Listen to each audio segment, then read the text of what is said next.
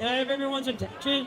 Everyone's attention. I want to make sure we really start on time and we get out of here in time. I know it's a night where you want to be home. But my name is John Stephen, your executive counselor. And I call this meeting. I'm so grateful you're all here. I see so many familiar faces. And I wanted to make sure as your counselor that there is no sale of this land without input from the communities, and especially in the process. Very important needs to make sure there's transparency in government and in all we do. And I know the folks you're going to hear from tonight feel the same way. So I want to make sure that's why signing up, email information, we'll make sure we send out information. At the end of the day, this process occurs. It comes to the council for a vote at the end of the line. And I'm 1 out of 5 votes. So it's very important. I want to hear from the community myself. The important thing tonight is we have 2 gentlemen that I feel are obviously doing a great job for our state and our communities, in Manchester especially here. And I have the privilege to work with both of them. But I wanted to make sure the mayor is able to say a few words before we get started, and then I'm going to introduce our commission. Yeah. Okay. Hey, thank you all for coming out. I truly appreciate it. Councilor Stephen, really appreciate you putting this on. Really looking forward to the conversation tonight. As I'm sure many of you were involved last year, the city of Manchester is going through a zoning rewrite at this time. And last year we were really successful in going around the city. We did 12 individual town halls, and we really got some amazing feedback from you all, which we incorporated into our plan. So for tonight, from what the councilor and I talked about, that's the thrust of tonight. We want to hear from you. As the councilor said, nothing should go in this place without having a conversation with you all first. So you have to make sure that we are integrating everything that we do in the city with the community that surrounds it. So thank you so much for setting this up, councilor. Looking forward to hearing from you too, Commissioner. Very exciting opportunity tonight. Thank you all for coming. Thank you, Dan. And also, I forgot to give you, if anyone has any information post this meeting, that info@johnstephennh.com. It's PHN. info@johnstephennh.com. All those emails, all that information I read. You can always send to me. Okay? And tonight, as you see on your desk, you have paper, one piece of paper. There's a lot of paper. That's one thing. It's about content, not about volume.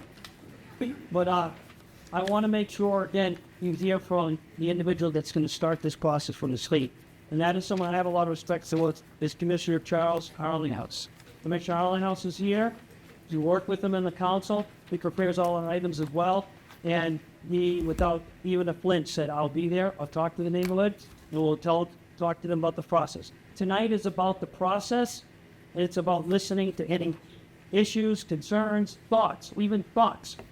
And we're going to take a lot of notes, and everyone's going to get a chance if they want to speak. And if you have to leave, you have to leave. Please try to silence your phones, and that's all I'm asking. I thank you very much for being here, and I'm going to ask Commissioner Arlinghouse now to speak. Thank you, sir. I'm Charlie Arlinghouse of the Collection of Administrative Services. Your wife's not worse, mate. All the way out, pushing all the way out. That's it. I'm talking. How about now? There we go. I don't have the same kind of voice the mayor does. Like he's mayor, I'm an administrative function.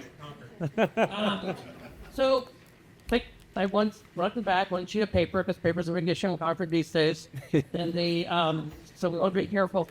But it's not important. And I didn't bring nearly enough, because this is more than 20 or 30 people, I think. Which is great. It's wonderful. It's a long process to sell this piece of property, and this paper is not really that useful to you. I'm going to explain to you why it's not a big deal. This is a 4-step process, and it sounds really simple, and each one of these steps is crazy and complicated and has a lot of machinations around it. There's been discussion about selling this property for quite some time, dating back to the last summer. By the way, it's a picture of it. We got somebody to blow up a picture. You can look at it. You can see the parcel, 150 acres. For those of you historically minded, these 3 pieces here are pieces that actually my agency, before I was there, subdivided out of the properties. And so they're pieces that have been sold from the property before. The pictures, all this building we took down. So Wilton is building this falling apart. I think everything else is more or less right. And as I said to somebody when they showed me this, oh, not really any water frames. Because somebody else owns that. So there are a lot of pieces like that with the property. Technically, what we do is really simple. The state has decided that the facility that's there, the YDC, I think we used to call it the Sununu Center. I'm pretty sure we stopped that now. They could call it something else now. But You see that? a new modernized facility is being built in Hampshire, and the people who are there now are going to move to that other location. They're probably not going to move to that other location until the end of 2027. So this is a long process. That's why I say that building is being built. The rough completion date of that construction project is, let's just call it summer 2027. It has to be completed. Then there's a punch list. There's all kinds of things that get done. Then people move. We're not going to turn over the property to whoever gets close to while there are people still living here or horses, for example. So we have to be careful about all of those things. The process is going to start. So I'll explain why each one of these 4 steps is, endlessly complicated. The first one is actually easy, though. We're going to hire a broker. The state, I'm not going to call everybody I can think of and ask them to sell the property.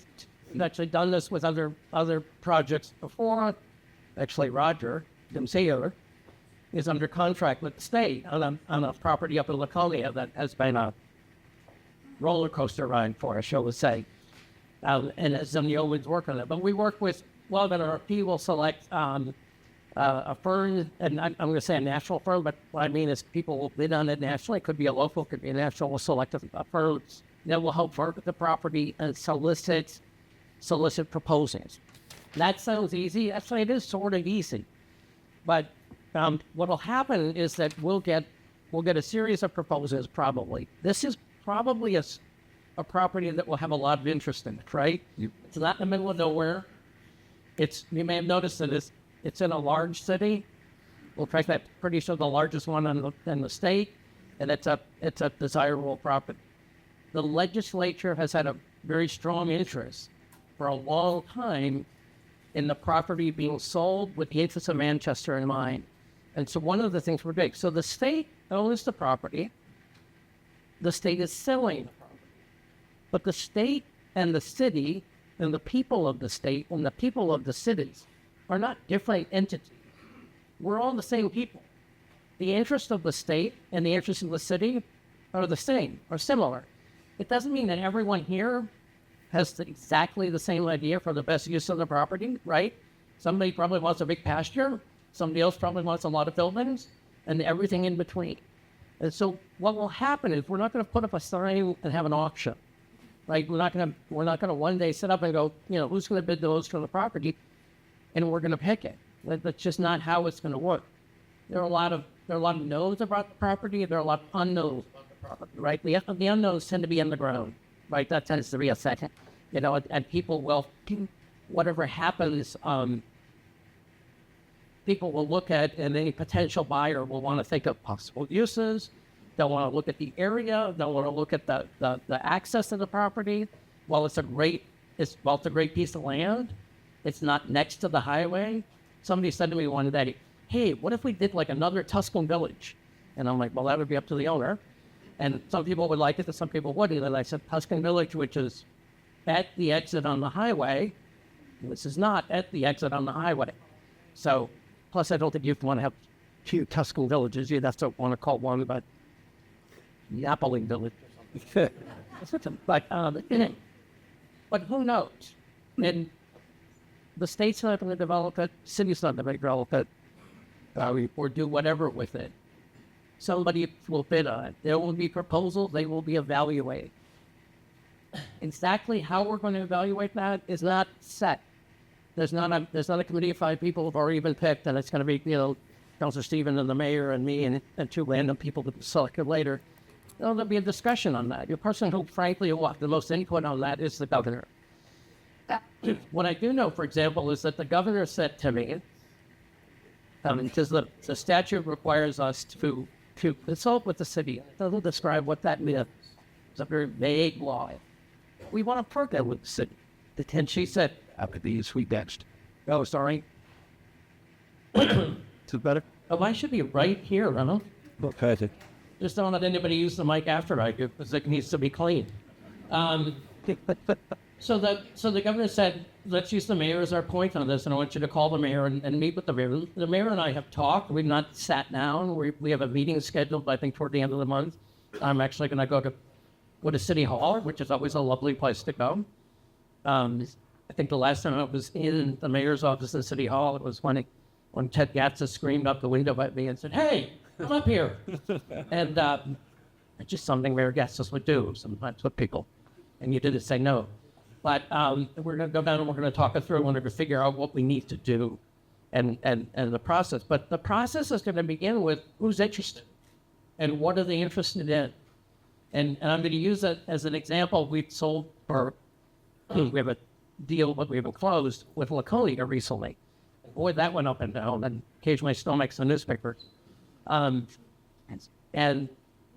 the second round of offers we got included this sort of random spectrum. Over the course of time, we had one offer was, we want to buy the property and make it a flag football park, I guess it was. And our offer is that we don't give you any money for that. If I'm honest, I didn't receive a lot of votes on what committee at the beginning of selecting. And then somebody wanted to do vertical farming, which I don't fully understand, but apparently instead of horizontally farming, you vertically farm. And I think it sounds sensible, but that didn't. And then all kinds of things written in between. And there's currently a group that's putting up some apartments, some houses, a whole bunch of things, and making like an internal village there. And they're actually pretty close to fruition. But it's a good example. As part of that process, the time from we signed a purchase and sales agreement that had to go to the government council to when we're going to close will be about 2 years, because it's a long process. Why is it 2 years? Because they have to see, can I get a permit for this? What's in the ground here? Can we do test wells here? Can we dig here? Can we look at this? Can we look at that? And there's a lot of due diligence that they have to do. That will happen here. But a big piece of the process is going to be seeing who's interested, seeing what they want to do, making sure that we market it widely enough that we get a lot of interest. Wow. And that we don't go in with a preconceived notion on this is the best use of the property. I think when they passed a law on this a couple of years ago, somebody wrote something like the best and highest use for the city of Manchester. Well, what does that mean? That's open to a lot of interpretation. I think the guy who wrote the first draft of that meant houses. That's not necessarily like what is the best and highest use for is it the greatest tax revenue for the city? Might be, might not be. Is it the best social capital, community capital? I think in the end what will happen is there'll be a balance of things. And there'll be a lot of very different ideas that a group of people will have to weigh. Weighing that will almost has to come with community input, with city input. It's a complicated process. It's one sheet of paper that's really just to tell you, we'll see what happens. We'll get some ideas. We'll put them together. The governor ultimately will pick one. The governor's not going to sit there like Flag herself and go, yeah, that one. That pick will then go to the executive council. And it might go electronically, and it might go on paper. We too soon? No, I'm soon. But that will, and then they'll vote on it. And what's happened in the past, I'm going to use this example. The second time we took offers on Laconia, the governor at the time, the last guy, not the current one, had a proposal he wanted to accept. Happened to be the one I like too. Sort of cash up front, and then they figure out what to do with it. And there was a counselor who wasn't actually from Laconia, but from Manchester at the time, who didn't like that one. And he liked another one. And he won, and the governor lost. That happens sometimes too. And I suspect the current governor would almost certainly get what she wanted, because she and Councilor Stephen would be in unanimous agreement that everything will go through nice and happy and smooth, right? Probably. And the mayor will say, that was a good idea too. But things might happen. Not everybody will be happy with what happens, but the idea is to do the best we can for the city, the area, for the community.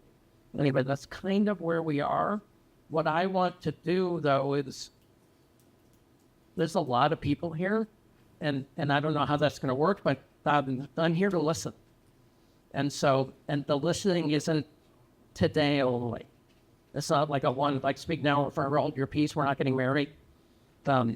Any of you? So I'm already married. I'm taken. But just so you're aware. But whatever we want to do, I'm here to listen. I want to just add to that.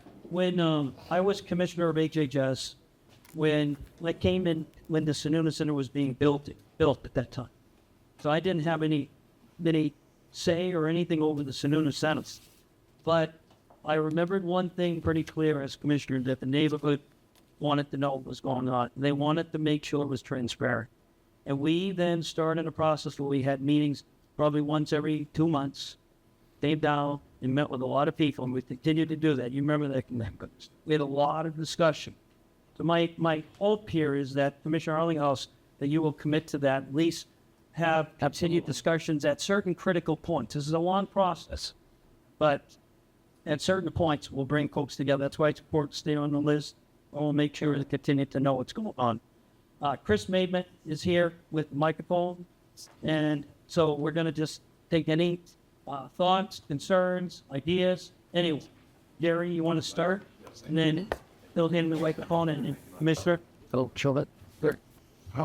You can sit back and relax, sir. Oh. Thank you, Mayor. Great to meet you. I'm Gary Hunter. It was an honor almost 20 years ago to be on that committee that cited the Sununu Center in the very center of 157 historic acres that was the Youth Development Center. And it's important that we honor the history of it. It's the oldest reform school in the nation. Students for it used to graduate at 17. They would arrive at their own railroad station down by the river and be escorted back to one of the cottages. It's got an incredible story behind it. I was privileged also to run the Rock Ribbon Project Community Center when I was a much younger man for 4 years, and that was 1,000 students or 1,000 kids, 231 single moms, 8 disabled dads, and truth, about 40 junkies I released from the pen. It was the toughest project north of Boston.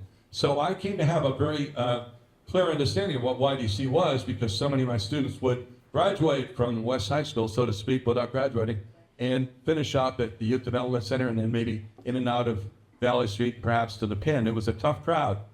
But I got to tell you, so many kids made it out of YDC and became contributing adults, much like the people in this room. Maybe not as wealthy and as generational wealthy as many of the people I'm seeing in this room are, but amazing stars, especially considering the backdrops. I was privileged to have a dinner with the assistant fire chief of the city of San Francisco. And he, when he heard where I was from, he disclosed that he had actually graduated from the Youth Development Center. So you can never count a kid out, and we should never count a plan out either. I want to give you some things to think about, especially for the August group that will be concerned with managing this process. And I would love a timetable on that later, if you would, as far as, when you see a broker hired, because that really is a committee part of it. We put together the YDC master plan back in 2006, 2008. And it was an August group that included Teddy Gatzis, Lou Del Sandro, Bob McKenzie from the planning office, a couple of reps, a couple of local people like this schmuck before you, and another Omer Bogren, if he's still around and with us. We went through every building. Barry Bresinger, the noted architect, walked us through those buildings, and we took special interest in any building that looked like it had longevity and value. One of our representatives from Goffstown had actually saved the roof to the Wilkins building with $36,000, which was a lot of money back in those days. He insisted that building would be great. Truth be told, and I have to say this, it was burnt down by some homeless people in 2014. So the historical value and the history of YDC isn't without some mismanagement and some struggles. And it wasn't just with the kids. I'm kind of glad to see it move on, but I was really fearful what we're going to do with it. There is a heritage. The biggest story I'm going to leave you with is the story of covenants that the land and its parcels may be subject to. We have to understand that 157 acres is the size of it right now, but it didn't just jump out at 157. It started with 110 acres, no, 100 acres back in 1855. Anybody around for that? No? Remember that? Okay. And then there were 44 acres added in 1911 by Mr. Wilkins. We'll explain that in a minute. And then several other small pieces in 1916 and 1921 until finally we got to the 157 we're in. Well, I believe that you will find, and this will be a struggle, sir, that almost every one of those pieces of land has some sort of covenant on the deed. Now, it gets even more complicated. That is the entire site and several of the buildings are on the Registry of Historic Places for the United States of America. And our state division of Historic Resources in Concord, who I wish could be here tonight to speak to it, but I'm sure they'll be involved going forward, could speak to all the fine minutia on that had to be jumped through to take $28 million from the federal budget and build the new Sununu Center. But we had to sign off on all kinds of architectural surveys, historic references, deed surveys, and that group, which served with these gentlemen in Concord, the Division of Historic Resources, left us with two scary thoughts, which now seem like wonderful thoughts. One is that not just the buildings are historic, but the land and the concept for which it was used is historic as well. So it's not going to be an easy sale. It's not going to just suddenly go out to some buyer who's going to be like, oh, I don't mind dealing with all the covenants on this. I don't mind being tied up in court for 12 to 14 years. I'll just seem to stay for the cost, and sooner or later I'll own 157 acres. This is not going to be an easy process. So there's a lot to learn, a lot to do, and finally I want to leave you with this thought. The state of New Hampshire has about 1 million people. The city of Manchester is about 10% of that. We are about 10% of the state, so we count. If we take a look at the district that our executive counselor, Stephen, serves, is about 20% of the state. If we look at the census tract that includes Manchester, the greater Manchester census tract, it's about 250,000, which is about 25%. So the commissioner was very kind to note that Manchester has a role in this. You have a lot more than a role. I really firmly believe that between among your representatives, your executive counselor here, who's a local born kid, good solid kid. Don't forget he was the commissioner of DHHS long before he was your executive counselor. He's been serving forever. I can't say enough about this guy. Our various reps and 2 senators share the city. They all will have some sway in it. It's not just up to a governor, but there are 5 votes on the executive council. And that's where the deed comes down. All right, that's all I'll leave you with this final thought. It's the only green space owned by the state within the greater Manchester area. So it's no small thing. Now, most of you aren't quite as old as me, although there's a lot of gray hairs and white hairs in here. Elders will remember, and I apologize to the mayor who wasn't around for this, but happily you weren't for this.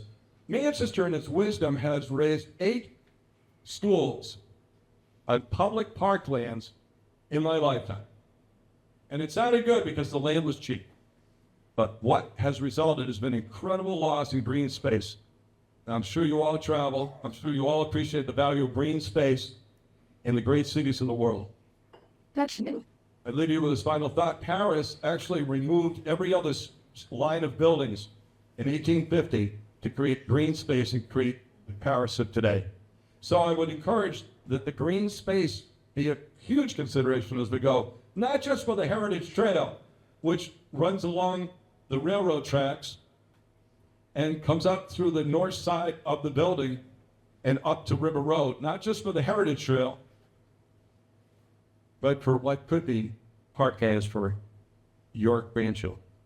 Now, I'm 75. I'm not looking to take the shade out under any tree that's here, but I'm sure as Blaze is hoping you'll take great care in leaving shade and good space for the young. That's it. Thank you. Thank you, Gary.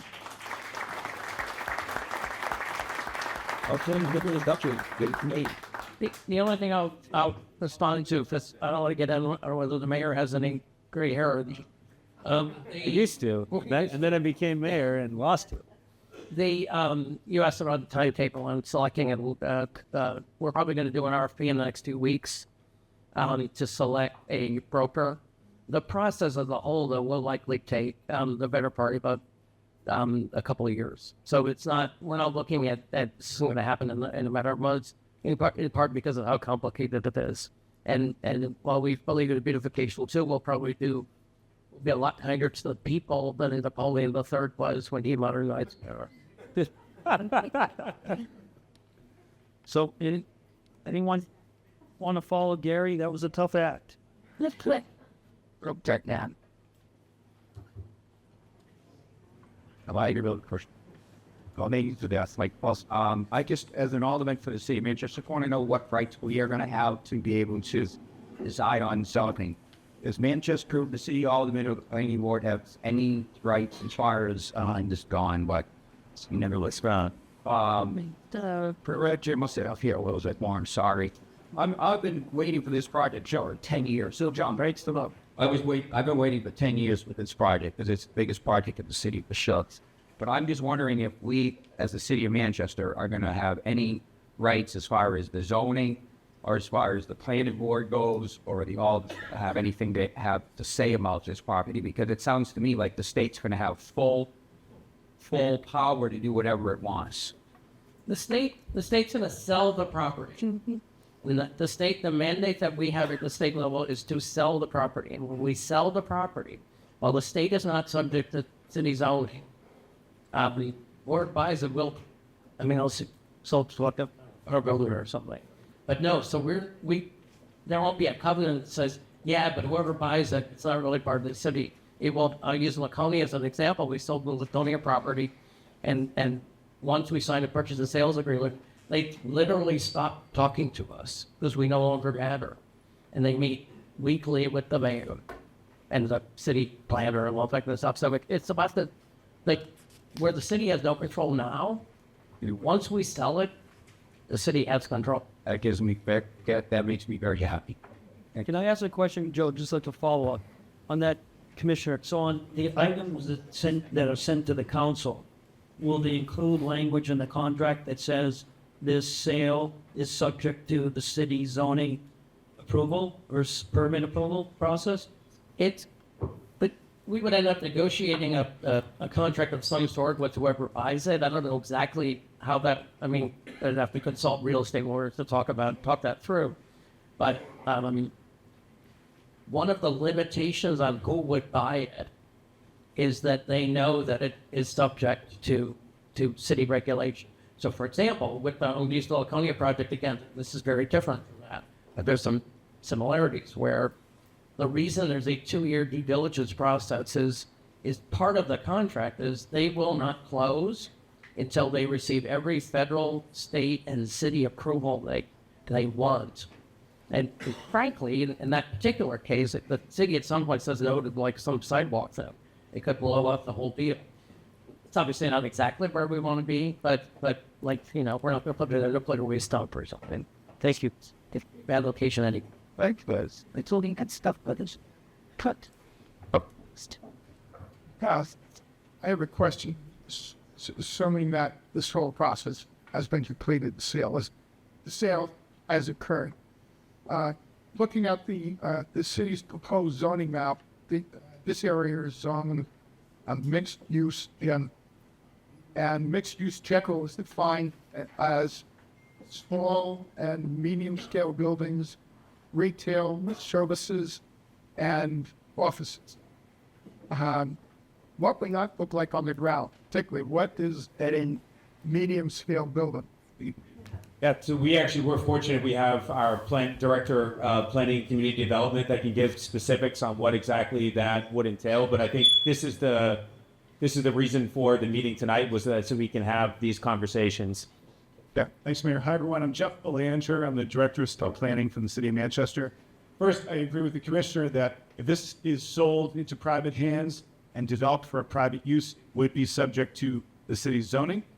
And so there is a proposal for a new zoning ordinance to come before the Alderman in the next couple of months. And as the gentleman stated, the proposal for this piece of property is for MX2, mixed use general. So that is a change from what is currently the zoning. The good zoning currently is R1A, which is strictly single family homes. The mixed use district would allow for a variety of housing types.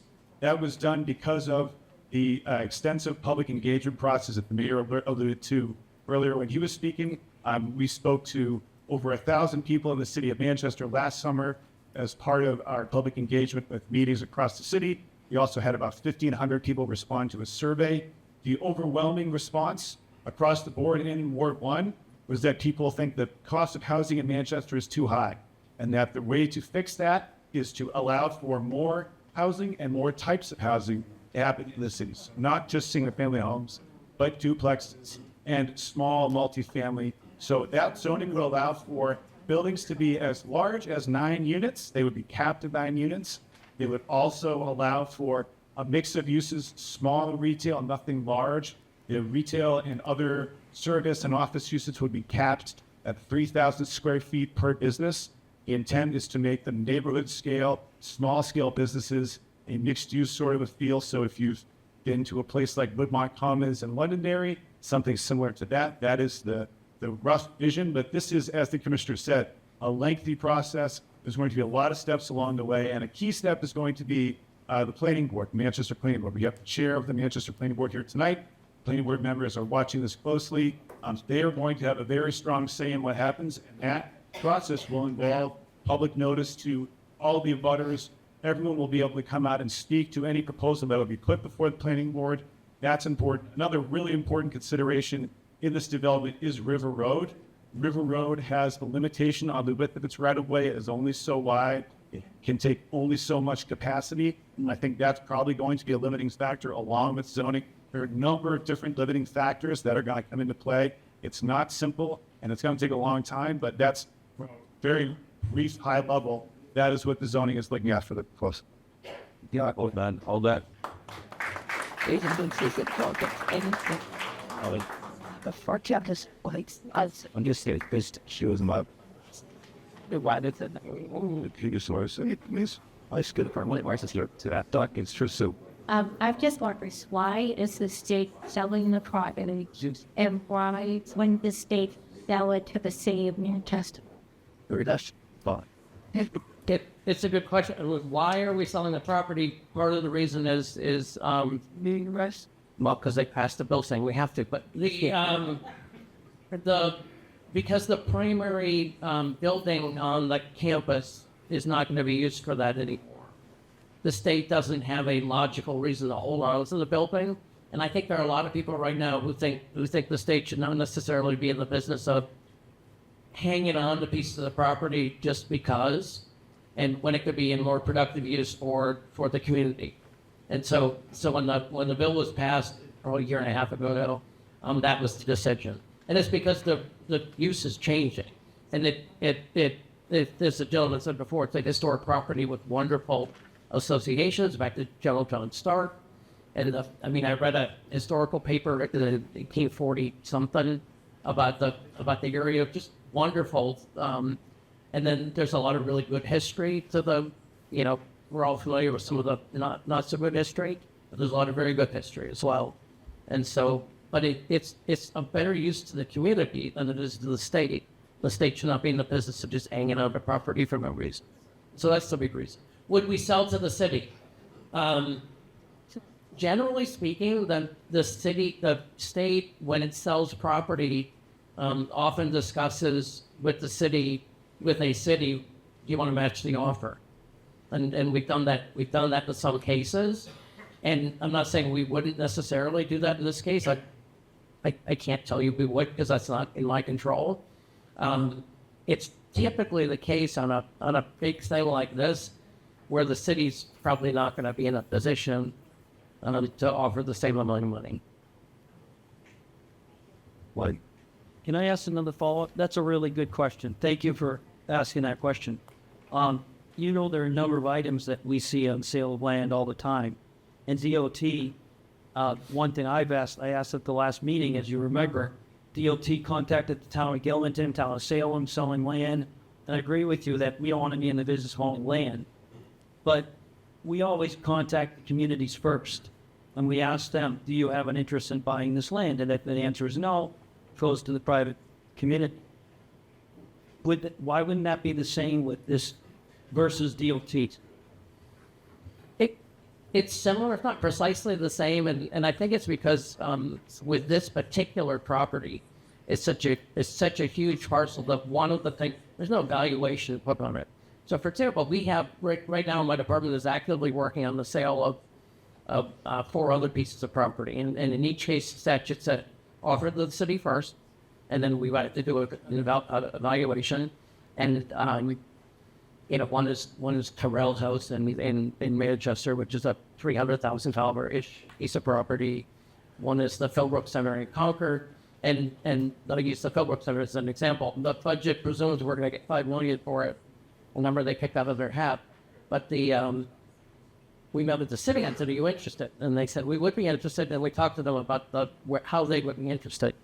The statute for the sale of this property talks about working with the city and marketing it, and part of the marketing it is to come up with, this is not something where you just call it an appraiser and say, yeah, come in and sort of wander about and look. The historic associations of the property, the possible development uses and not, are something that you can really only tell by marketing it. I think that people would be amenable, though. Like, let's say somebody said, I want to give you $60 million for the property. I don't think anyone in Concord would necessarily say, well, the city can't have it for $60 million. Only the developer can. I think there's a map. We have some cases where there was a building in Concord that was marketed, and somebody, probably Brady sold it because they seemed to buy a lot of stuff, bought it, and the city was authorized, if they wanted to match it, they had a chance. And they said, we can't go that high. Then the government at the time said, we have to go about this. So, Okay, thank you. Does the city want to put the high school there? But we got a question over here first, please. Hello, just really a comment. I'm Kevin Kaplan. I live here in Ward 1, resident of Ward 1. And Councilor Stevens, thank you very much for putting this together and for being here to listen to this. When I was a state senator, I was appointed by Chuck Morris to be a part of the committee to start this process that how we're going to do this. And living in Ward 1, it was very important to me that we put this process in place, that we listen to people. And, the residents of Ward 1 for decades have been great partners with the state and the Sununu Center. And the biggest thing we have to do, whatever happens with this property, I have my idea, but I want to hear what everyone has tonight. But it is, we have to listen to the neighbors here. We have to respect the integrity of the neighborhoods of the entire city, but especially Ward 1, because that's where it is. And we have to listen to people. What we do with that, we have to have multiple meetings with this, because my thing is we have to keep the integrity of what we have here and make the right choice. So thank you. Have say thing again. There was a guy, the commissioner, said, yeah, was in to go. All right, so the high school question, I think you heard it, right? Yeah, sure. The question was whether or not the city wants to put a high school there. That's not something that I would or have proposed. I think logistically that would be an extraordinary challenge if you were to have buses going up and down River Road during the day, in the morning, and in the afternoon. I think that would be extraordinarily challenging. That's not something I proposed or have talked about. The next question is right here. Hi, I'm Liz Hitchcock. I'm an engineer by background, so bear with me as I read from my screen. Tell me what. As a reminder, the only asset our city has is land. A few years ago, Orbit Group, which is where I work, brought an urban tree that reminded us that new development can either be a burden via acre requirements on plots and the needed infrastructure and ongoing costs to service those large plots, or it can be addition to our tax base by good zoning and density, which, as I understand, new development does not count against our tax cap. So this would be net new. We wouldn't have to see it affect our tax cap issues. I also believe while nodding to the community and the needs of our city, we can maximize revenue for the city, and it truly can be a win-win for everyone. I live in that neighborhood. I used to live on River Road. It's going to require the city and the neighbors to have vision, and it'll get a little uncomfortable sometimes, but I know we can all work together creatively and cooperatively to address needs of many of the constituencies that are in this room today. I'm excited for the possibilities of this property can be a canvas too. Thanks. And to address sort of both of those last two things, I think it's a really important point that listening and listening often, not just once, is going to become a thing. And how we balance all of those issues will matter a lot, I think. And I think a lot of things can be balanced. And you could sit here today and probably think to yourself, this is what I want, and I don't want what he wants. But they can come together and we can find something good for everybody. Hi, my name is Logan. I live opposite the northernmost section of that parcel. My question is there any thought to parceling this out, or is the absolute intention to sell it as 157 acres? Is there any consideration being given to subdividing it into smaller parcels? I think that earlier there was some discussion of that, like earlier a few years back, there was some discussion about whether or not the state should, quote unquote, be the developer, where the state would maintain ownership of the property and just start picking bits out. And, like there are 3 parcels we've done that with in the past. I think when the legislation went through, the discussion at the time was that the state is not well suited to be a developer because none of us have that talent. And so that would be sort of dumb on our part.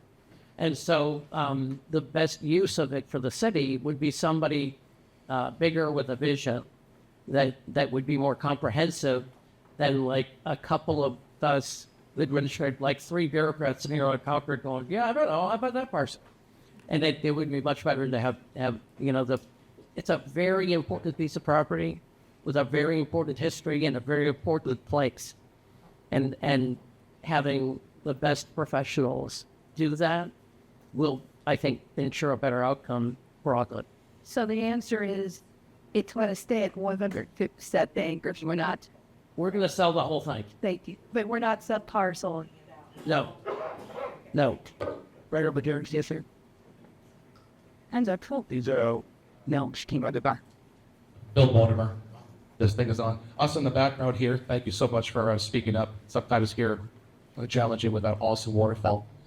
Want to thank us all for being here. Most importantly, I was curious as a city, once it comes to the point of a planning committee going through the process of all the approvals, is the swapping of another parcel of land, say Garrettfield Golf Course, in lieu of this property, something that could be considered? And I pose that idea, the idea of all these historical relevance of the buildings and the trails, what have you, that might not be able to be raised.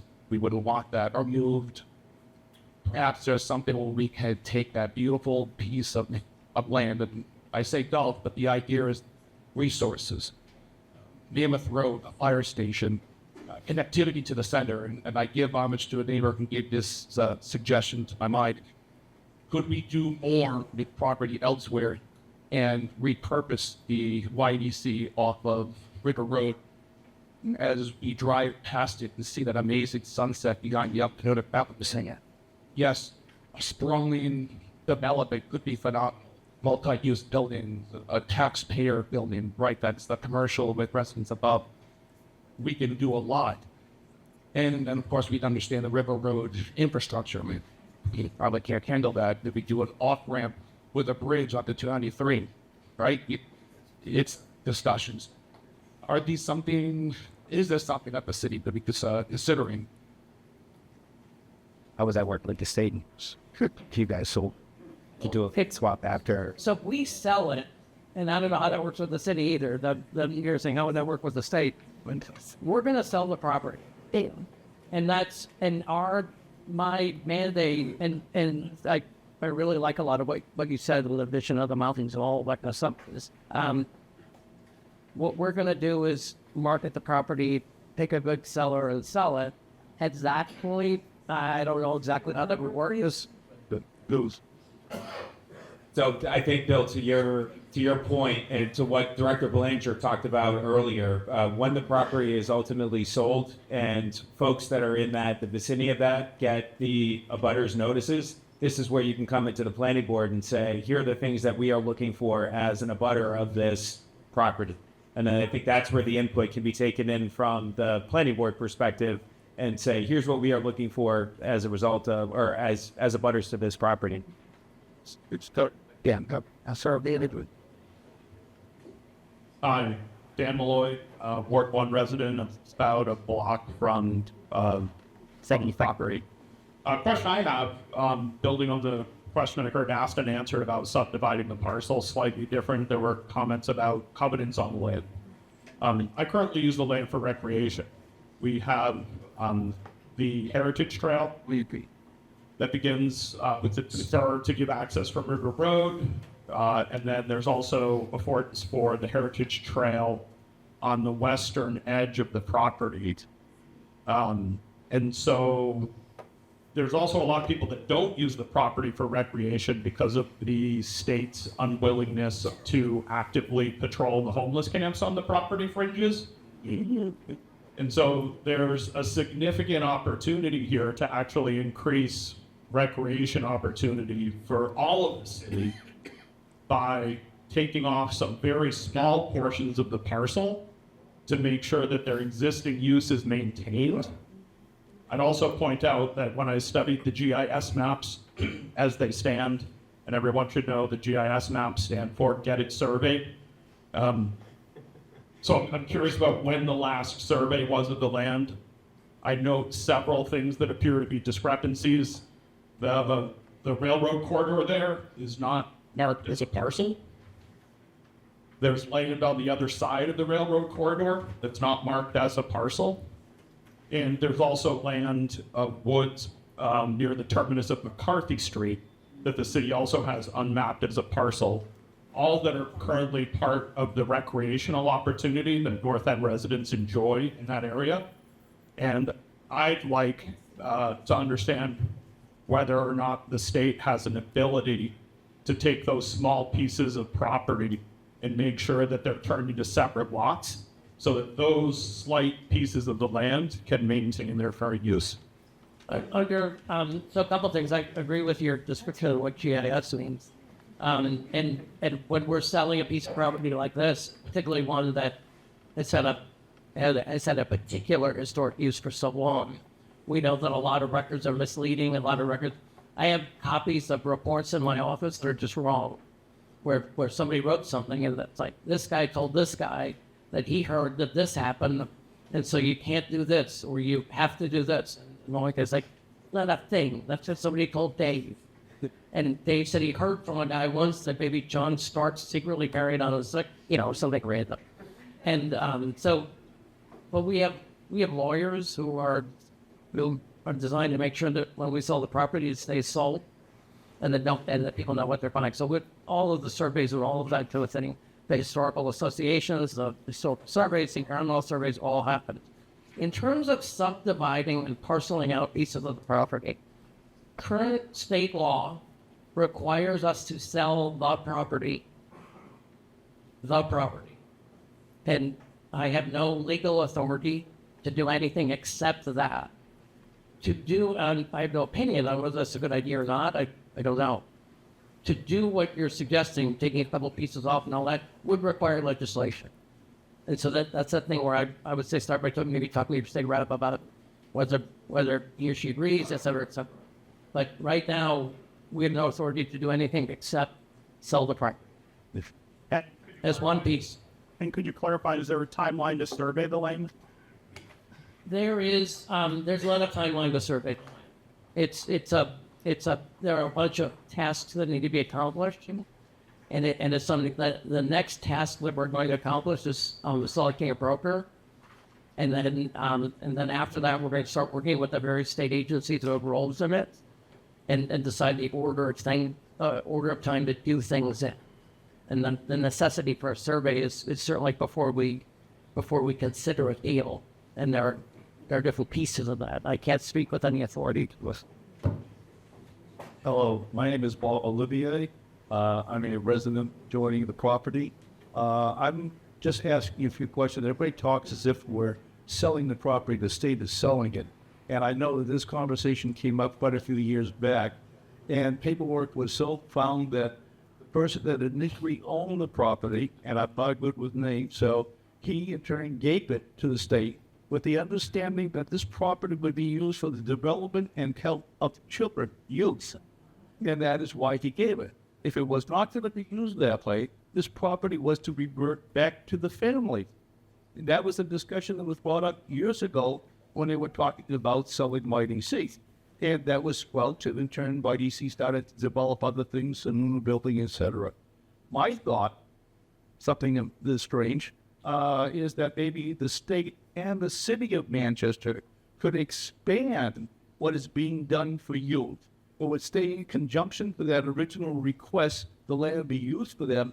The state could benefit by taking the entire state and bringing youth down here to get reformed. Yes, that other gentleman said he found the vice chief of over in Los Angeles or San Francisco. So it was a child here. So why can't we do the same but make it bigger and better? We have the land. Land is precious. So why not take it and get going and do something for the kids? And don't break any laws or start fighting it who wants to do nothing. There's a degree out there. Let's go with it. Sorry, that's all I did. You know, I think that's fine. I know some of them. Yeah. And there's a lot of good work that's been done on that property, and there's good work that can be done.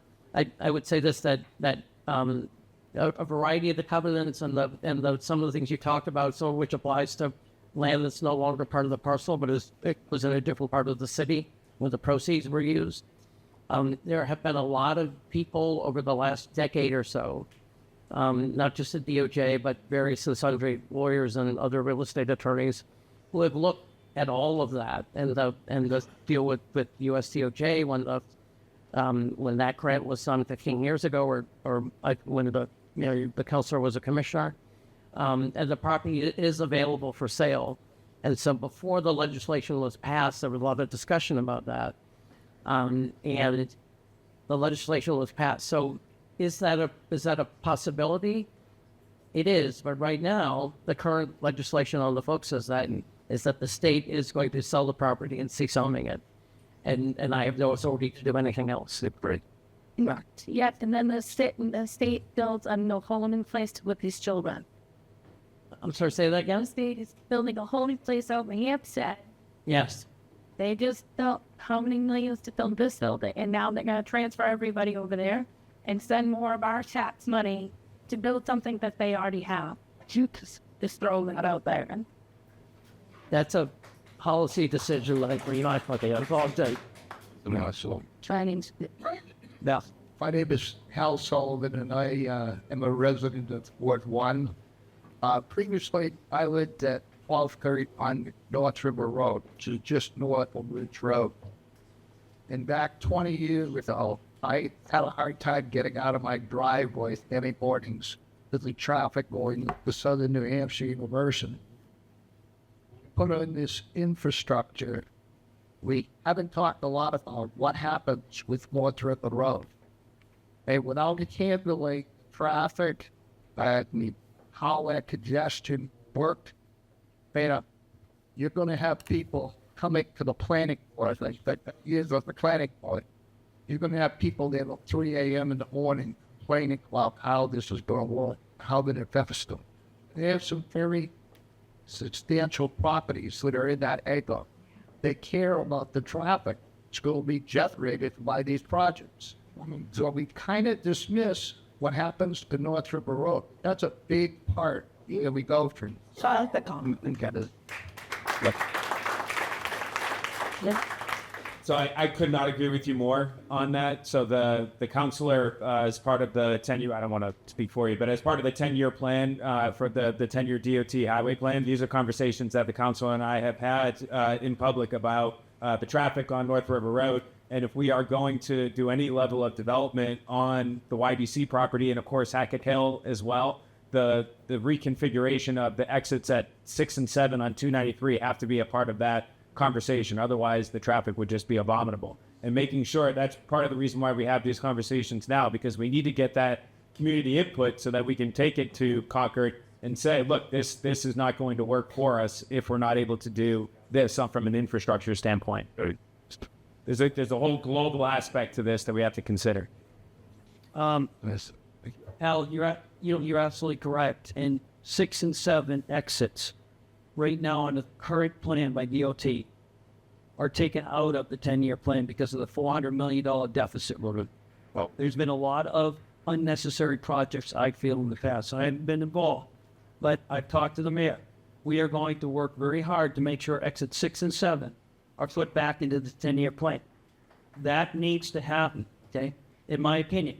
Now, it's not just about Manchester, it's the whole state. You go on that exit 7 or 6 at 4 or 5 o'clock in the afternoon, and you're having cars driving by you at 80 miles an hour, and you're stopped. And that's just it's a tragedy waiting to happen, and there have been fatalities. So the one thing I want to raise here is on 6 and 7 as we go through this process too, because it is an aligned process, and it needs to be aligned. That all of you here, if you see that 6 and 7 is put back into the 10-year plan after the first process is the council, 5 votes, sends the plan to the governor. Then the governor makes her decision, sends the plan to the legislature. And then at the end of the day, the policymakers make the final decision. So along the way, make sure you talk to your representatives as well in the governor's office about the importance of exit 6 and 7 being put back into that 10-year highway plan and within a short amount of time. I know we have other questions. I want to first thank Arthur Sullivan. I see Arthur here, my good friend. Thank you for letting us come here tonight, Arthur. Chris? My name is Brendan O'Connor. So I've been a Manchester pretty much all my life. Here we go. Here he goes. It's up. No, that's what But they can't hear because I'm shy. And so anyway, I'm from the South End, live there almost all. And I think that's the most beautiful piece of property up there. And I'd like to see as much green space left as possible. Our hospitals and schools are overtaxed. Last thing we need is more housing in Manchester. I know, but it's just no more room at the end. And that's all going to change. Just without building it, down. And I think we did anything with that property. It would be to get a new hospital like that. We could bring in a Mass General and Veteran Hitchcock, one of the teaching hospitals, because we don't have enough hospitals here. Now, if you ever sit in the waiting room for 13 hours to get a hospital, I came up with this disease last year that I got. And the Elliott Hospital kept telling me, there's nothing wrong with you. I went to a guy in Bedford, he was a neurologist. He banged on my knees with a hammer. He said, there's nothing wrong with you. Well, I couldn't talk and I couldn't swallow. And had I not gone to Boston, I'd be dead today. That's so a really nice hospital that like a teaching hospital, sitting up on that property, and that's it. Let me check. We don't have the infrastructure. It took me 45 minutes to get from Goldenrod on Candy Road to Brown Ave tonight. And then getting up here, Elm Street was so backed up. No more there. Just a big hospital. And so I feel that we didn't do the children. I am a resident about Ward 1. Actually, I'm right behind what you see on Elm Street. And that's another issue. Elm Street is so busy. We got cars racing up and down the street to a lot this morning. I was thinking more of the police on that street. Also, during the daytime, they're racing up the street with snoozle. And we have trucks coming up the street. So we need more work with that. But with as far as housing goes, it took me over a year to find a ranch in Manchester. It's downsized from Glassbound, and every time we wanted to go find a house, it was gone. So we finally found this beautiful house at 2468 Elm Street, and we don't have enough small houses for senior citizens. People are downsizing. Makes it when you see a beautiful area for seniors, lounge, even the starter homes for young people. And you have trails out back. You have a riverfront for the people. I mean, that would serve the people of East Coast as a that. So I really appreciate that. That does a count. Yes, that's kind no. I really appreciate that comment. The city, we just actually released an age-friendly action plan, and one of the first things at the top of the list is senior housing. and recognizing that cost of living is continuing to increase exponentially, and that we need to make sure that we are taking great pains to ensure that our senior population in the city is being served, and that speaks to the need for additional opportunities at the Cashin Center, but that it goes beyond just housing. It's sidewalk infrastructure, so individuals can walk up and down it, but it's green space, right? So I hear your concerns, and we just released an action plan to address that in the out years. Thank you.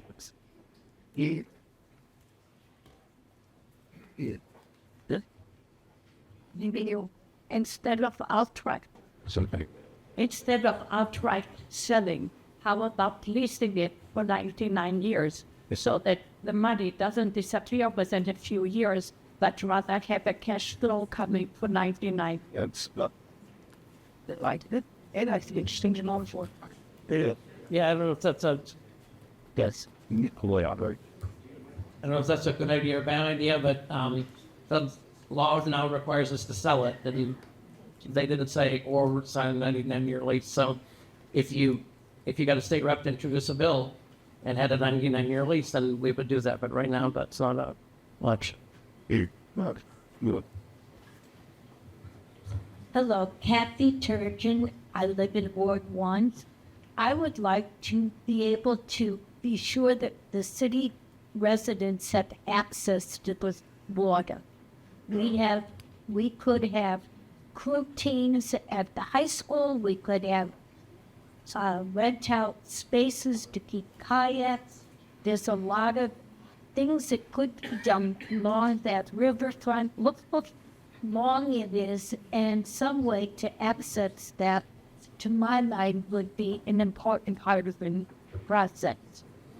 I think a lot of times in various proposals, they'll discuss things like that, and I wouldn't be surprised if we didn't get a number of proposals that made a big point of that. Skip. Councilor Stevens, you mentioned bringing back the exit 6 and 7 into the 10-year plan. It's clear that access to this property is probable. Would either of them, with the concept of the improvements in 6 and 7 provide good access with Foster? I don't recall them being in underland prior. I mean, I'm not an engineer. I would ask that question to the engineers, but the last design I saw was a substantial improvement, but I don't know exactly the answer. So that's something I'd want to ask DOT. But I mean, I appreciate you asking that question. Thanks. Yeah, hi, quick comment. I appreciate all the feedback regarding the use of the property, especially the green space feedback. And I think that hit a nerve over here. I have a question for the council, for the city, I guess, actually. It sounds like almost a little premature in having a vote on the zoning, rather before you even realize what kind of developer is going to come in and do something. I know you can do a quick turnaround on that. Why don't you do a slow walk on having a zoning vote rather than do it within the next couple of months, whatever was discussed earlier? So the zoning rewrite was one of the recommendations that came from the master plan that was done several years ago. And the zoning rewrite is it's citywide. It's not just Ward 1. But certainly whatever were to come from the sale of this land, 2 years from now, 3 years from now, or whatever, we could certainly revisit what the zoning is in that area. I think the concern was that in the 180 years that we've been incorporated, 179 years we've been incorporated as a city, we've only done 3 zoning rewrites. So we are in a position now where we're looking at opportunities to ensure that development is able to come without the red tape and bureaucracy. And that's the rationale behind it. So if we have to come back to Ward 1 and revisit, we certainly can in the next few years. Right here. I'm Jeff Rogers. I live in Ward 1 within a fairly easy walk of the property. And I serve on the board of directors of the Black Walk Alliance of New Hampshire. I'd like to make 2 points. One, I'd like to echo what Captain Curtis said earlier. Access to the riverfront is an irreplaceable natural resource. And point number 2, as Jeffrey Belanger mentioned earlier, there are some constraints on the use of River Road, and I can't pretend to fully understand all those. However, I would love it if when all is said and done, River Road is safer than it is today. Of course, cyclists and pedestrians.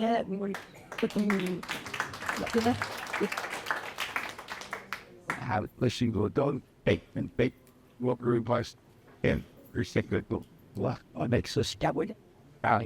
Good evening, Gary Simmons, resident of Manchester my whole life. Over the course of years, many times we've probably all read the course of the last 50 years, different governors or people of power that have been wanting to buy that property or sell that property. Sadly, it's now come to fruition, and that's going to happen. Once the state sells that property, it's done with the state. They're not going to have concern. So the big premise here is going to be on what the city's going to do with it.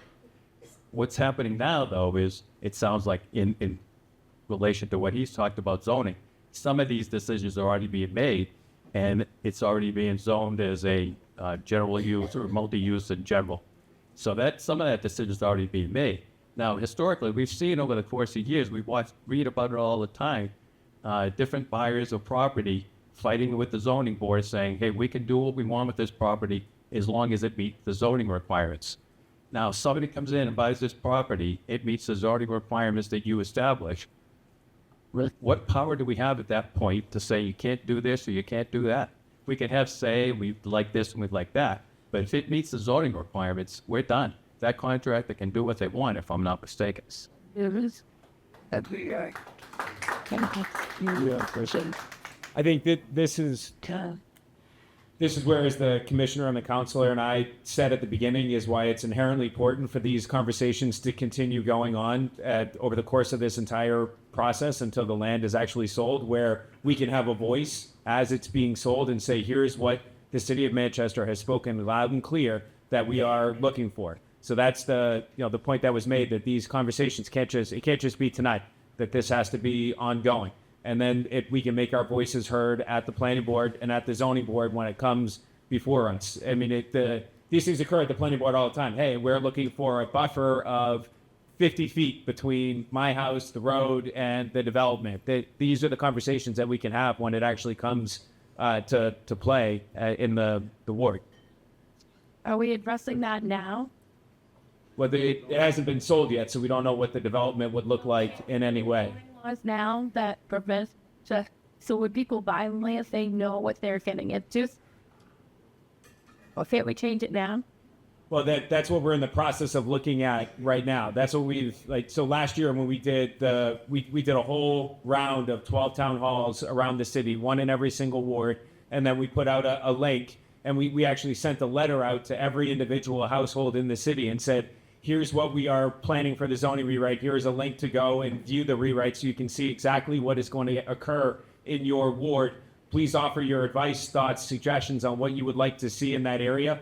All of that input was taken in, and we appointed a commission of various commissions and boards around the city, all nominated, designated somebody to serve on a board to make some final determinations of what we would like to see in that rewrite. And now it's about to start, it just started the process on October 7th of winding through the ordinance process on the Board of Aldermen. So if there are changes you would like to see, we will have a public comment period on the zoning rewrite in November. So there are still opportunities to call your alderman and say, hey, I'm looking at this, and here are my concerns, and then come to the public hearing in November when we have that to express any concerns that you might have. And there's still opportunities. This has been extraordinarily open and transparent process, and would certainly love any additional feedback that you might have as this continues to move forward. Here, could I jump in? Yeah, oh yes, please. So, again, Jeff Belanger, Director of City Plan. Sorry, trying to see the lady in the back. It's coming. So we have I've heard a number of comments tonight about things that people would like to see on that land, and we've already addressed some of those in the proposed zoning rewrite. So one of those is buffer. Someone mentioned buffer recently. I'd like some more protection from any development that would happen there against neighboring parcels that are right and right. So the proposed zoning ordinance would require a 50-foot buffer for the development of a large tract like this. It's called planned development. That would be a new thing. That's not required today. Today, somebody could buy that land and put up a bunch of houses. There would be no required buffer there today. With the proposed zoning ordinance, there wouldn't be a required buffer in most circumstances. There's a small chance that wouldn't happen, but almost definitely on a large parcel like this, there would be a 50-foot buffer required between anything built there and neighboring parcels, which is, again, not in the zoning ordinance today. Another thing this gentleman here mentioned, the need for small homes, starter homes, senior housing. As part of the survey that we did, we partnered with the University of New Hampshire Survey Center. We did a citywide survey. One of the questions that we asked was, what types of housing would you like to see in the city? The number one response by a wide margin was smaller single-family homes, which are good for starting families, starter homes, which are good for people trying to downsize. That's something that the proposed zoning ordinance could make easier to do, much easier to do than comes today. So there are a number of different aspects to this ordinance we have thought of ahead of time that we know people are interested in because we did all the outreach last summer. So there are good things to look forward to with the zoning ordinance. I'm happy to talk in more detail, but I just wanted to address those couple of points. Thank you.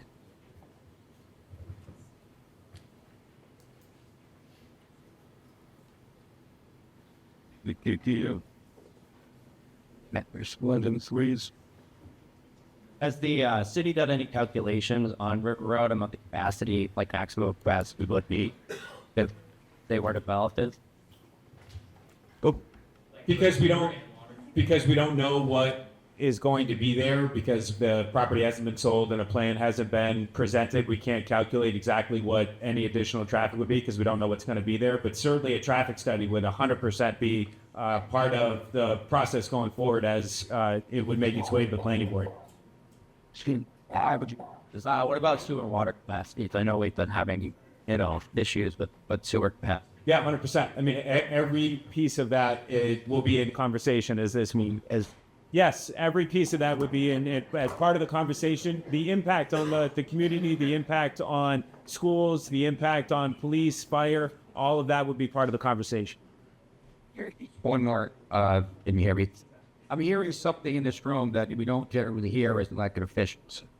Sounds to me like people, I don't know how many raise your hand and said you filled out the survey online about which one is to happen in Ward 1 as far as zoning, or specifically the property that we're all here for, right? The YBC. Did anybody here with their sign on or press button or you did, right?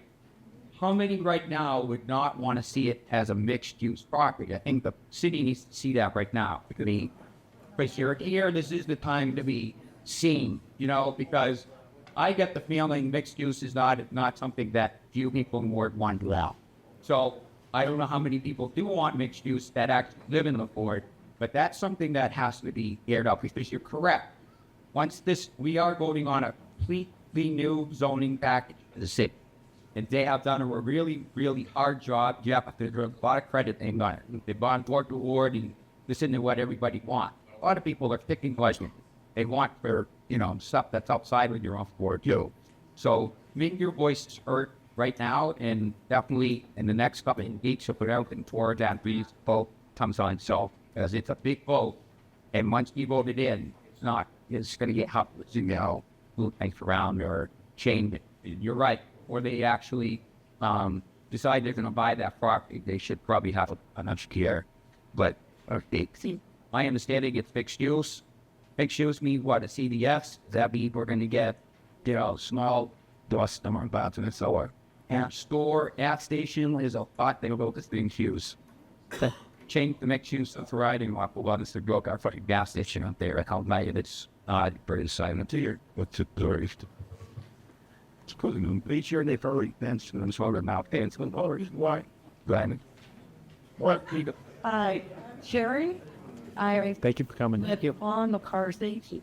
So I actually see a lot of what's going on throughout the YBC property.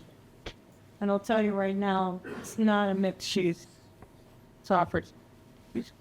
I don't want this to be another downtown. That's just an offshoot of Elm Street. It's not appropriate for that neighborhood. I would rather see that the master plan said 1A residential and not go full bore with a mixed use. It's not appropriate for that property. It's not appropriate for the neighboring neighborhoods, north, south, east, west. They're all 1A.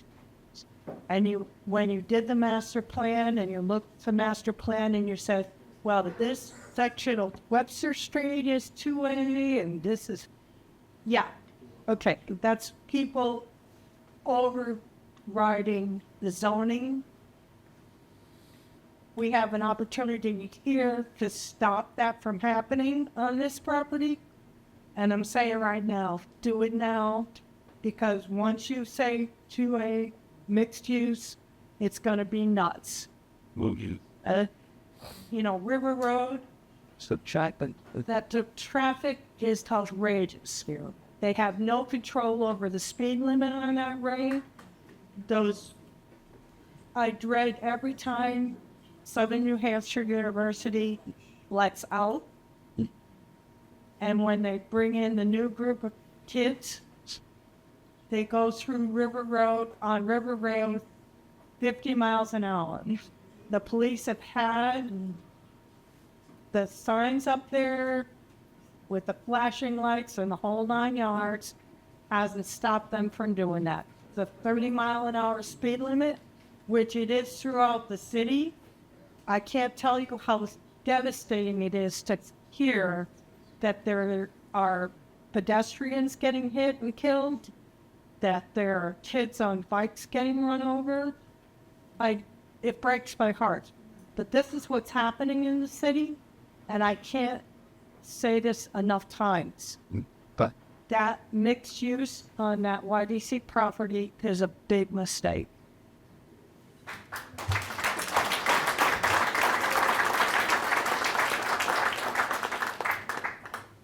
that's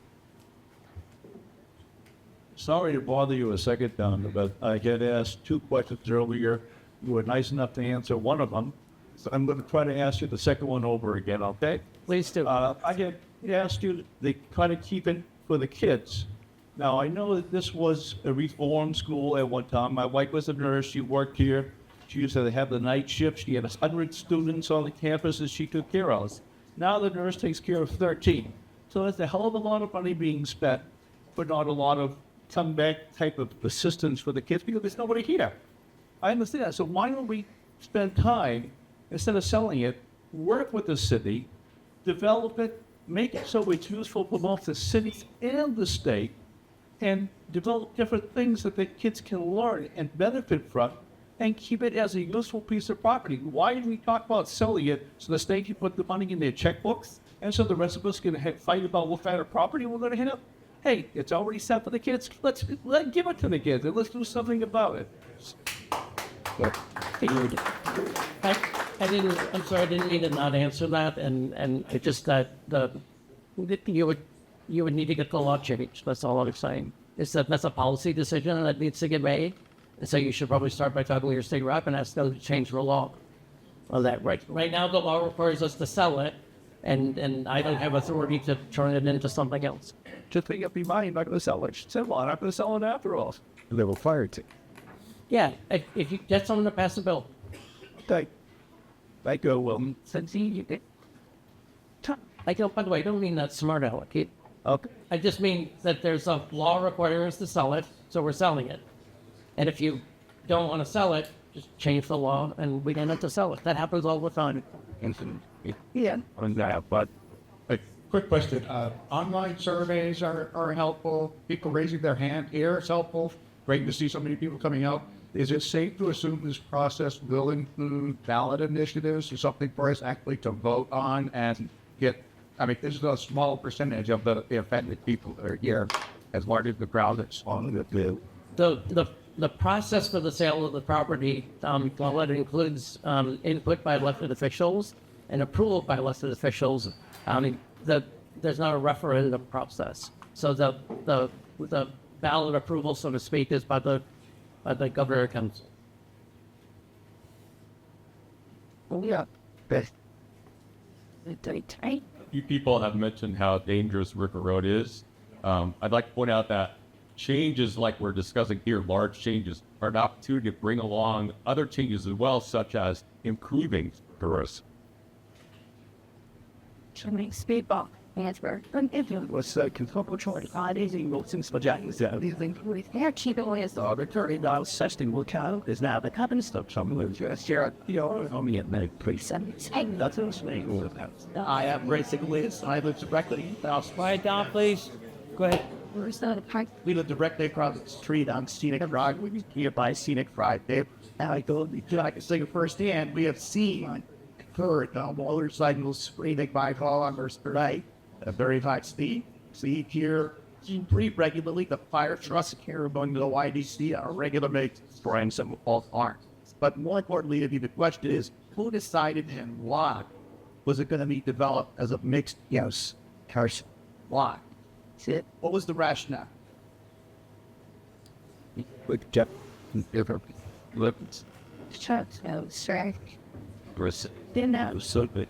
the process. Thank you. So, again, Jeff Belanger. So the process was a lengthy public engagement process that happened last summer, as I mentioned. We got a lot of public input. The public input from Ward 1, among other places, was we need a lot more housing in the city for a variety of reasons. Most notably, that price of housing in Manchester is too high. That's what people said across the board. And people also said, we would like to see more opportunity for small businesses to get started in the city. We think it's a little too hard to start a small business. We'd like more opportunities for that. We'd like small businesses to be able to get started closer to residential neighborhoods so that people can walk to places that they want to walk to, like a coffee shop or a salon. Someone asked earlier what kind of uses would go in there. Under the currently proposed zoning, the uses would be limited to things that are friendly to residential neighborhoods, salons, coffee shops, with circuit permitting, a restaurant, but corner stores, things that are small, nothing exceeding 3,000 square feet. So it was the result of a lengthy process. As the mayor alluded to, the process originally began back in 2019 with the master plan.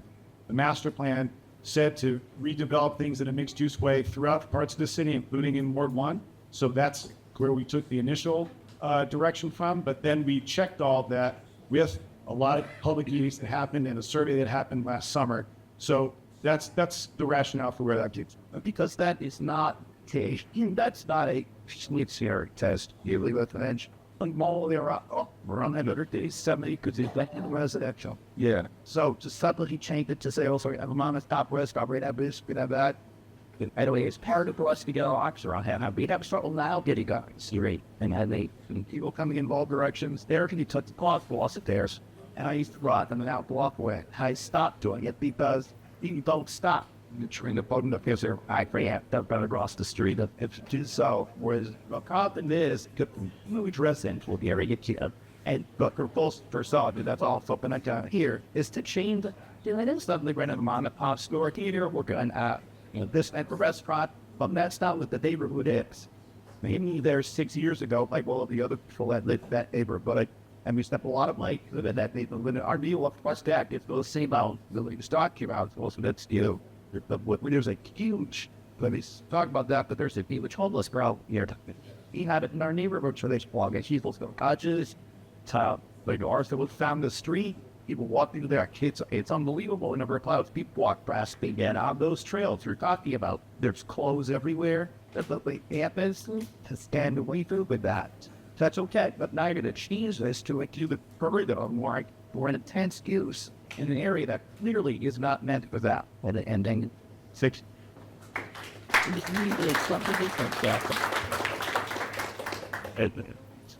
One night there, Hi, my name's Bertha Foster. Live on the Scenic Drive.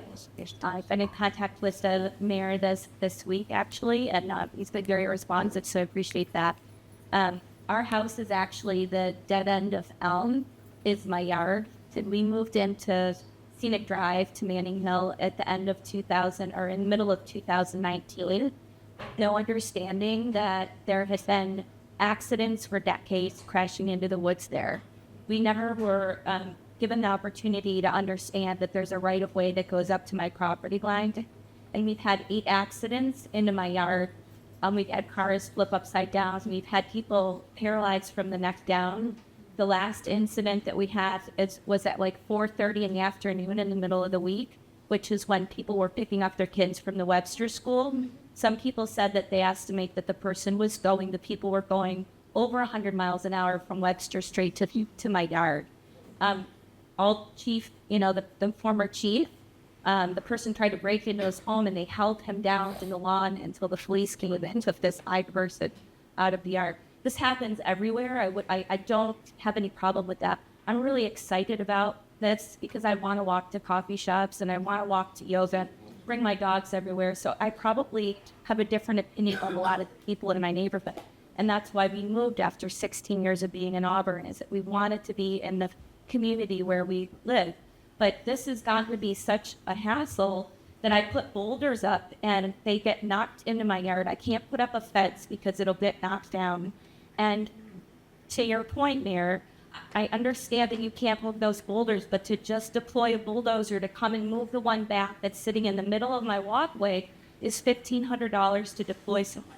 We spent close to $60,000 out of our pocket. Our insurance with USAA, we're both veterans, our insurance has gone up 86%.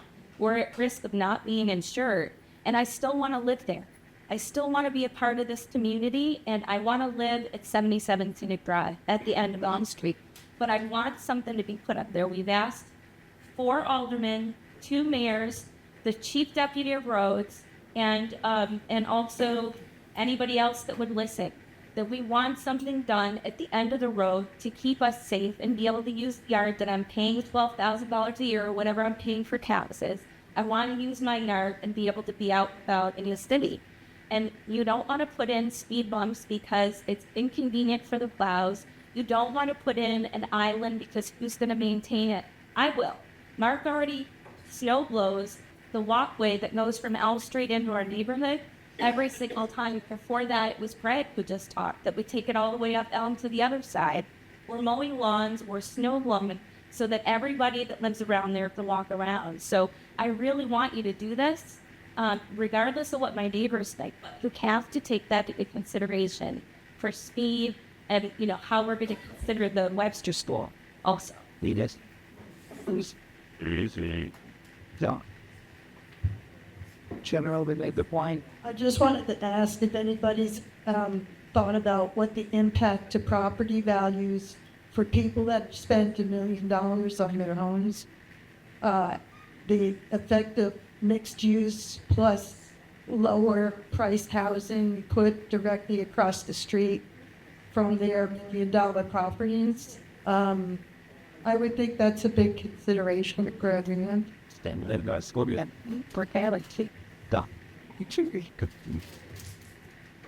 these, let's go back, please. What's that? That's it. This is documented. Legislation system. That's like iron. Good evening. I want to thank you very much for allowing everybody to have the opportunity to be here to listen to each other and to know you can listen to us. My name is Nancy Lowe. I cannot live in Ward 1, but I can live in C. And I have the same concerns about traffic, like how you accommodate traffic, and what that means, that's distant. But I really like conversation about looking at opportunities for housing for folks like me and many people in this room that love where we live and love this city and want to stay in the city. You want to potentially to not stay in the hole we are currently in. I will tell you that where I live, I walk the distance of a 35+ community that I cannot afford to go to. My house is just about paid off. Even with the costs in that house, I could not sustain that, living in that community. I think that those of us who love this city and want to stay in this city, I mean, I would love to at some point reach someplace more affordable and accessible to me and let my house go with family, decide to raise their family. I can't do that right now. I love this property. I love this parcel of land. I love the idea of water access. I love the idea of taking recreational use. But I also think that there's a population in the city that's a large population that cannot afford to be where they are to go where they need to be. I am talking to people who are moving to Auburn and other communities because they cannot afford senior housing in this city. So I appreciate the conversation and I hope that it continues. Thank you. That's fun. Then what about chairs? Yes. The stuff is if I can To the school. Stay down there. In my seat size. I believe. Relax. I'll buy this into it. Thank you. Mayor, you've done a great job in the city. Homeless. That Mom Ellis Reed. It seems like they moved to Stock Park by the river. It's very dangerous. Stock Park. Our thing here at People Farm. It's people that threatening to keep an eye on. There's vehicles all over it when it's down there. And I'll echo to the plate that Scene and Drive. Elm Street has become a racing highlight. 2 o'clock in the morning, 4 o'clock in the morning, on motorcycles that go way up the street, would go turn around, and they'll go down probably 100 miles an hour down that street. They're also doing it in the daytime. So that takes someone, and we have a lot of young neighbors in Howden that bought in thick houses with young kids. I don't want sand to get the stove in order to heat something. You did talk about, putting strips down, and I agree with the fire trucks that need access, but maybe you need more stop signs. And maybe we need more police in that neighborhood. Yeah. So a few things. As it was alluded to earlier, the property up there is obviously state, but we've been working closely with DHHS. They have gone back there and they've posted that the individuals that were, or the homeless people that were staying there had 10 days to vacate, and then the state's going to come in and clean up that area. So that conversation I've already had with Commissioner Weaver and her team. They actually came down and did a meeting with myself and our fire chief, our police chief, and several others who are part of our neighborhood expansion or neighborhood protection team. They go around and address the encampments in the city. So we've worked closely with the state on that. They're in the process of cleaning it up, just in case anybody has concerns about the trail in the back there. Regarding police, couldn't agree with you more. So this is one of the things that we have talked about on the Water Mayor and Alderman. We did a compensation study this year to increase pay for our city employees to reduce the number of vacancies. Police are off-year contract, so that's something that will come up for the next Board Mayor and Alderman to address, is the police contracts and ensuring that we're able to recruit and retain our officers. So if I couldn't agree with you more, I would love more police officers on the streets. I would love more police officers in traffic detail so that they could catch those people who are speeding. And any other traffic calming measures that we can consider as well. All they need is to have some cops on the streets during school hours and see how the traffic pattern is. And they can catch speeders. Once they have someone stopped, word will get out. They need to slow down. I wait for more stop signs. Okay, I'm gonna wrap this up because anyone having any other comments, again, info@johnstephennh.com. I will absolutely make sure the commissioner here gets it. There was a question on the railroad access here. The railroad itself is not owned by the state, correct? No, this is not a state on railroad. I believe It's CSX. All the water companies. I think there are, and don't hold me to this because I don't know definitively off the top of my head, but I think there are provisions for access across the tracks that the state has in some areas. I don't know what they are, but I will. So, no, it's not simple, but Consider. Wait, before you go on, can we have a round of applause for Chris who's been running around with the microphone? Getting busy. Where is he? Last thing I want to say here, we learned a lot tonight. I learned a few things. One thing I learned is that the land will not be sold without the city's involvement in zoning. So we know it will be contingent on zoning. We learned that there's going to be input, possible zoning changes. Gary, thank you for your input too.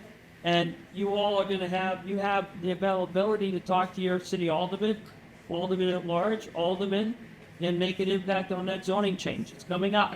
We heard that.